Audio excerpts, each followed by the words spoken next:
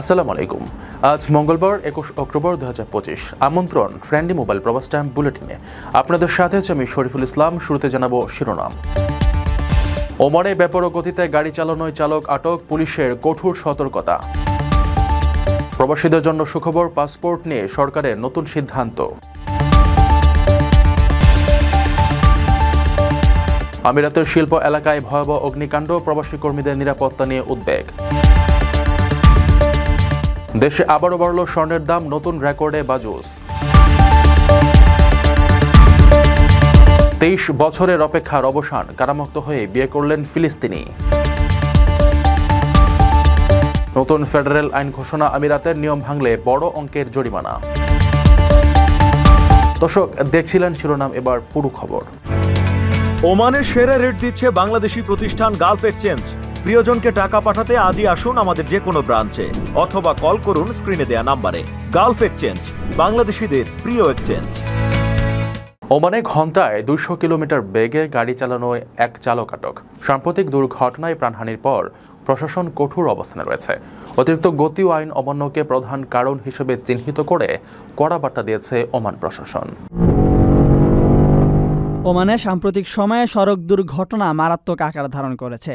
মাসকাটে ঘন্টায় 200 কিলোমিটার বেগে গাড়ি চালানোর অভিযোগে এক চালককে গ্রেপ্তারের পর দেশটির পুলিশ নাগরিক ও প্রবাসীদের জন্য বিশেষ সতর্কতা জারি করেছে। সাম্প্রতিক সময়ে ওমানে বেশ কয়েকটি ভয়াবহ সড়ক দুর্ঘটনা ঘটার পর কর্তৃপক্ষ এই পদক্ষেপ নিল। সম্প্রতি সামাজিক যোগাযোগ মাধ্যমে ছড়িয়ে পড়া একটি সূত্র ধরে মাস্কট পুলিশ বেপরোয়া গতির জন্য এক চালককে গ্রেপ্তার করে। ঘটনা থেকে জানা যায়, চালক নিজের এবং অন্যদের জীবন বিপন্ন করে গাড়ি চালাচ্ছিলেন। এই বিচ্ছিন্ন ঘটনাটি ওমানের সার্বিক সড়ক নিরাপত্তা পরিস্থিতিকে নতুন করে সামনে এনেছে। সরকারি তথ্য অনুযায়ী শুধু 2024 সালেই দেশটিতে সড়ক দুর্ঘটনায় 586 জনের মৃত্যু হয়েছে। উল্লেখ্য, গত 8 অক্টোবর দুকুম এলাকায় একটি মর্মান্তিক দুর্ঘটনায় 8 বাংলাদেশি প্রবাসী কর্মী প্রাণ হারান। এর ঠিক এক সপ্তাহ পর গত 15 অক্টোবর উত্তর আল বাতিনা প্রদেশের আল খাবুরা এলাকায় দুটি স্কুল বাসের সংঘর্ষে 42 জন আহত হয়, যাদের অধিকাংশই শিক্ষার্থী। এই ধারাবাহিক ঘটনাগুলোর পরিপ্রেক্ষিতে ওমান পুলিশ প্রশাসন সড়ক নিরাপত্তা নিয়ে কঠোর অবস্থান নিয়েছে। অতিরিক্ত গতি, অসতর্কতা এবং আইন অমান্য করাকে দুর্ঘটনার প্রধান কারণ হিসেবে উল্লেখ করে সকল নাগরিক ও প্রবাসী কর্মীদের ট্রাফিক আইন পুরোপুরি মেনে চলার জন্য বিশেষভাবে অনুরোধ জানানো হয়েছে। 5 লাখ টাকায় প্রবাসীর সিটির মালিকানা শেয়ার, 5 বছরেই দ্বিগুণ মুনাফা। আপনার স্বপ্নকে সম্পদে পরিণত করতে আজই কল করুন স্ক্রিনে দেওয়া নাম্বারে। প্রবাসীদের জন্য পাসপোর্ট নিয়ে নতুন ঘোষণা দিয়েছে সরকার। সচিবালয় সভা শেষে স্বরাষ্ট্র উপদেষ্টা জানান, রেমিটেন্স যোদ্ধাদের আর দিতে হবে না অতিরিক্ত ফি। পাসপোর্ট সেবা ও বিমানবন্দরের হয়রানি রোধে নেওয়া হচ্ছে বিশেষ উদ্যোগ। প্রবাসীরা দেশের অর্থনীতির মূল চালিকা শক্তি। তাদের রেমিটেন্সেই সচল থাকে উন্নয়নের চাকা। অথচ এই রেমিটেন্স যোদ্ধারাই প্রায় নানা সেবা নিতে গিয়ে ভোগান্তির শিকার হন, বিশেষত পাসপোর্ট অফিসের জটিলতা ও বিমানবন্দরের অনিয়ম।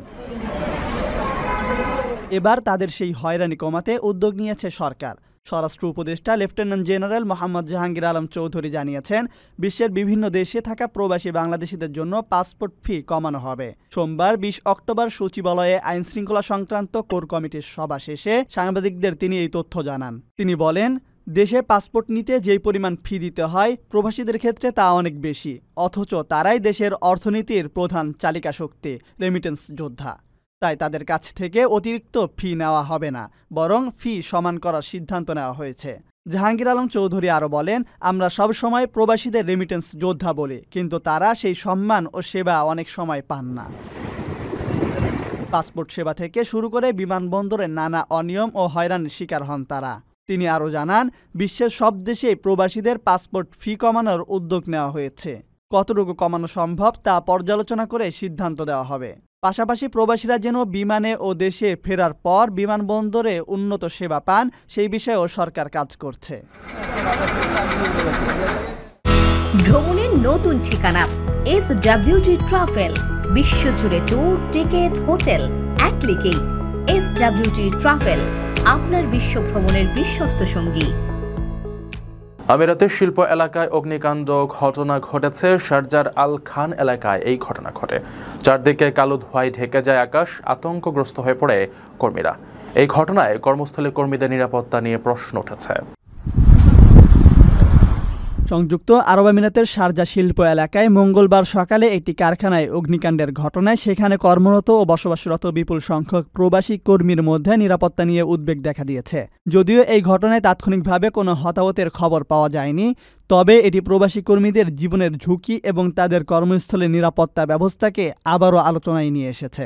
শারজাহর আল খান সেতুর কাছে সাবেক সাফির মলের পেছনে একটি শিল্প অঞ্চলে স্থানীয় সময় সকাল ৯টার দিকে আগুনের সূত্রপাত হয়। এই এলাকাটি বাংলাদেশি সহ বিভিন্ন দেশের প্রবাসী কর্মীদের অন্যতম প্রধান কর্মস্থল। এখানকার অসংখ্য কারখানা, ওয়ার্কশপ এবং গুদামের পাশাপাশি লেবার ক্যাম্পগুলোতেও বহু কর্মী বসবাস করেন। আগুন লাগার পর চারদিকে কালো ধোঁয়া ছড়িয়ে পড়লে প্রবাসী কর্মীদের মধ্যে আতঙ্ক সৃষ্টি হয়। খবর পেয়ে দমকল বাহিনীর কর্মীরা দ্রুত ঘটনাস্থলে পৌঁছে আগুন নিয়ন্ত্রণের চেষ্টা চালায়। তাদের তৎপরতায় বড় ধরনের দুর্ঘটনা এড়ানো সম্ভব হয়েছে। তবে এই অগ্নিকাণ্ড প্রবাসী কর্মীদের নিরাপত্তা সংক্রান্ত পুরনো উদ্বেগ আবারও জাগিয়ে তুলেছে। অতীতে এই ধরনের ঘটনায় হতাহতের নজির থাকায় অনেক প্রবাসী তাদের কর্মস্থল ও বাসস্থানের অগ্নি নির্বাপন ব্যবস্থা নিয়ে প্রশ্ন তুলেছেন। কর্তৃপক্ষ এখনও আগুন লাগার কারণ এবং ক্ষয়ক্ষতির পরিমাণ সম্পর্কে বিস্তারিত কিছু জানায়নি। প্রবাসী বাংলাদেশিদের অবস্থা জানতে দুবাই বাংলাদেশের কনসুলেটরের সাথে যোগাযোগের চেষ্টা করা হলেও তাৎক্ষণিক কোনো তথ্য পাওয়া যায়নি।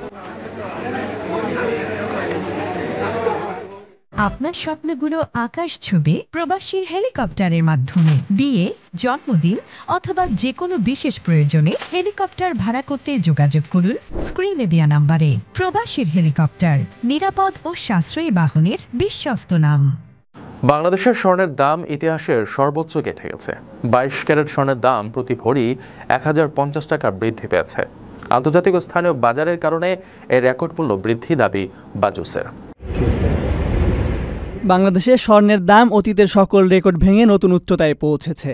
প্রতি ভরি 22 ক্যারেটের স্বর্ণের দাম 1050 টাকা বৃদ্ধি পেয়ে 2,17,382 টাকা নির্ধারণ করা হয়েছে। রোববার রাতে বাংলাদেশ জুয়েলার্স অ্যাসোসিয়েশন এই নতুন দর ঘোষণা করে, যা মঙ্গলবার থেকে সারা দেশে কার্যকর হয়েছে। বাজুসের পক্ষ থেকে জানানো হয়, আন্তর্জাতিক এবং স্থানীয় বাজারে বিশুদ্ধ স্বর্ণের দাম বাড়ার কারণে এই মূল্যবৃদ্ধি। নতুন দর অনুযায়ী 21 ক্যারেট স্বর্ণের দাম প্রতি ভরি 2,07,503 টাকা, 18 ক্যারেটের দাম 1,77,853 টাকা এবং সনাতন পদ্ধতির স্বর্ণের দাম 1,48,075 টাকা নির্ধারণ করা হয়েছে। এর আগে গত 14 অক্টোবর স্বর্ণের দাম বেড়ে ইতিহাসের সর্বোচ্চ 2,16,332 টাকায় পৌঁছেছিল। বাজুস আরও জানায়, ক্রেতাদের স্বর্ণের বিক্রয় মূল্যের সঙ্গে সরকার নির্ধারিত 5% ভ্যাট এবং ন্যূনতম 6% মজুরি যোগ করে স্বর্ণালংকার কিনতে হবে। চলতি বছরে এ নিয়ে 66 বার স্বর্ণের দাম সমন্বয় করা হলো। তবে রূপার দাম অপরিবর্তিত রয়েছে। আকর্ষণীয় রেট ও দারুণ সব ডাটা বান্ডেল পেতে আজই ব্যবহার করুন ফ্রেন্ডলি সিম। বন্দিজীবন, যুদ্ধবিরতি ও দীর্ঘ ত্যাগের গল্প এখন ভালোবাসার বিজয়, মানবিকতার প্রতীক, যা সমস্ত ফিলিস্তিনিদের মনে নতুন আশা জাগিয়েছে। দীর্ঘ কারাবাস শেষে এক ফিলিস্তিনি বিয়ে করলেন 23 বছর অপেক্ষারত সেই নারীকে, যিনি 3 যুগ ধরে তার অপেক্ষায় ছিলেন। প্রেমের নামে মানুষ কখনো অপেক্ষা করতে পারে দশকের পর দশক, কিন্তু ভালোবাসা কখনো হার মানে না। ফিলিস্তিনের গাজায় যুদ্ধবিরতি ও বন্দি বিনিময় চুক্তির দিনে 23 বছর কারাবাসের পর আকরাম আবু বকর ফিরলেন কায়রোর মাটিতে। হৃদয়ে ভরা স্মৃতি, চোখে ভরা স্বপ্ন। সেই নারী যাকে 3 যুগ আগে তিনি স্বেচ্ছায় ছাড় দিয়েছিলেন, যেন বন্দির স্ত্রী হয়ে অপেক্ষা করতে না হয়। আবার জীবনের অংশ হয়ে ফিরে এলেন সেই নারী। চোখের জলে মিলিত হলো দু প্রাণ। ভালোবাসার শক্তি সময়কেই পরাজিত করল। এই গল্প শুধু ব্যক্তিগত ভালোবাসার নয়, এটি অবিচল বিশ্বাস ও আত্মত্যাগের এক অনন্য দৃষ্টান্ত। 23 বছর আগে আবু বকর সেই ইচ্ছায় স্ত্রীকে তালাক দিয়েছিলেন, কারণ তিনি চাননি তার স্ত্রী সারা জীবন একজন বন্দির স্ত্রী হিসেবে কষ্টে কাটাক। কিন্তু সেই নারী তার তালাক মেনে নেননি। তিনি বিশ্বাস করেছিলেন একদিন তার স্বামী ফিরে আসবেন। অবিশ্বাস্য ধৈর্য ও ভালোবাসা নিয়ে অপেক্ষার 23 বছর পর তাই হলো। আফগান ভয়েস এজেন্সি জানায়, আবু বকরকে 3টি যাবজ্জীবন কারাদণ্ড দিয়েছিল ইসরায়েল। 23 বছরের কঠিন কারাবাস শেষে কায়রোতে ফিরে তিনি পুনরায় বিয়ে করেন সেই নারীকে। 50 বছর বয়সী আবু বকর বলেন, আমি তাকে মুক্তি দেওয়ার জন্য তালাক দিয়েছিলাম, কিন্তু সে আমাকে ভালোবাসায় বন্দিদশা থেকেও মুক্ত রেখেছে। এই বিয়ে শুধু এক দম্পতির পুনর্মিলন নয়, এটি ফিলিস্তিনি জনগণের আশা, বিশ্বাস ও বিজয়ের প্রতীক হয়ে উঠেছে। গাজার যুদ্ধবিরতি ও বন্দিমুক্তির দিনটির সঙ্গে এই পুনর্মিলন নতুন করে আলো ছড়িয়েছে ফিলিস্তিনিদের মনেও। এই দম্পতির গল্প এখন সমগ্র আরব বিশ্বে আলোচনার কেন্দ্রবিন্দুতে, যেখানে পরাজয় নয়, জয়ী হয়েছে মানবিকতা ও চিরন্তন ভালোবাসা। আমিরাতে নতুন ফেডারেল ট্রাফিক আইন ঘোষণা। অবৈধ লাইসেন্স গাড়ি চলাচলে বড় জরিমানা ও কারাদণ্ড হতে পারে। হিট অ্যান্ড রান, মদ্যপান বা পুলিশি আইন অমান্য করলে রয়েছে কঠোর শাস্তি। সংযুক্ত আরব আমিরাত সরকার নতুন ফেডারেল ট্রাফিক আইন প্রবর্তন করেছে, যা গুরুতর ট্রাফিক অপরাধের জন্য কঠোর শাস্তির বিধান রাখে। বিশেষভাবে প্রবাসী চালকদের সতর্ক থাকার আহ্বান জানানো হয়েছে। আইন অনুযায়ী লাইসেন্স স্থগিত থাকা অবস্থায় গাড়ি চালানো বা অবৈধ লাইসেন্স ব্যবহার করলে জরিমানা, কারাদণ্ড বা উভয় শাস্তি হতে পারে। গুরুতর অপরাধে দোষী প্রমাণিত হলে ড্রাইভিং লাইসেন্স সর্বোচ্চ 3 বছরের জন্য স্থগিত হবে। লাইসেন্স স্থগিত থাকা অবস্থায় গাড়ি চালালে 3 মাস পর্যন্ত কারাদণ্ড এবং 10,000 দিরহাম জরিমানা বা উভয়ই হতে পারে। অবৈধ বা অস্বীকৃত বিদেশি লাইসেন্স ব্যবহার করলেও 5,000 থেকে 50,000 দিরহাম জরিমানা এবং 3 মাস পর্যন্ত কারাদণ্ড আরোপ করা হতে পারে। হিট অ্যান্ড রান, দুর্ঘটনার পর পালানো, মদ্যপান বা ড্রাগ প্রভাবিত অবস্থায় গাড়ি চালানো এবং পুলিশের নির্দেশ অমান্য, এসব ক্ষেত্রে আরও কঠোর শাস্তি প্রযোজ্য। আইনের লক্ষ্য হল প্রবাসী ও স্থানীয় সব চালকের জন্য সড়কে নিরাপত্তা নিশ্চিত করা। কর্তৃপক্ষ স্পষ্টভাবে বলেছে, সকলেই নিয়ম মেনে চলুন, সতর্ক থাকুন। দর্শক, দেখছিলেন ফ্রেন্ডলি মোবাইল প্রবাস টাইম বুলেটিন। শেষ করার আগে শিরোনামগুলো জানিয়ে দিচ্ছে আরও একবার। ওমানে বেপরোয়া গতিতে গাড়ি চালানোয় চালক আটক, পুলিশের কঠোর সতর্কতা। প্রবাসীদের জন্য সুখবর, পাসপোর্ট নিয়ে সরকারের নতুন সিদ্ধান্ত। আমিরাতের শিল্প এলাকায় ভয়াবহ অগ্নিকাণ্ড, প্রবাসী কর্মীদের নিরাপত্তা নিয়ে উদ্বেগ। দেশে আবারও বাড়ল স্বর্ণের দাম, নতুন রেকর্ডে বাজুস। 23 বছরের অপেক্ষার অবসান, কারামুক্ত হয়ে বিয়ে করলেন ফিলিস্তিনি। নতুন ফেডারেল আইন ঘোষণা, আমিরাতের নিয়ম ভাঙলে বড় অঙ্কের জরিমানা। এই ছিল ফ্রেন্ডলি মোবাইল প্রবাস টাইম বুলেটিনের আজকের আয়োজনে। প্রবাসের সর্বশেষ সংবাদ পেতে ভিজিট করুন probastimes.net, সাবস্ক্রাইব করুন আমাদের ইউটিউব চ্যানেল, চোখ রাখুন ফেসবুক পেজে। পরবর্তী বুলেটিন দেখার আমন্ত্রণ জানিয়ে আজকের মতো বিদায় নিচ্ছি আমি শরীফুল ইসলাম। সেই পর্যন্ত সবাই ভালো থাকবেন, নিরাপদে থাকবেন। আল্লাহ হাফেজ।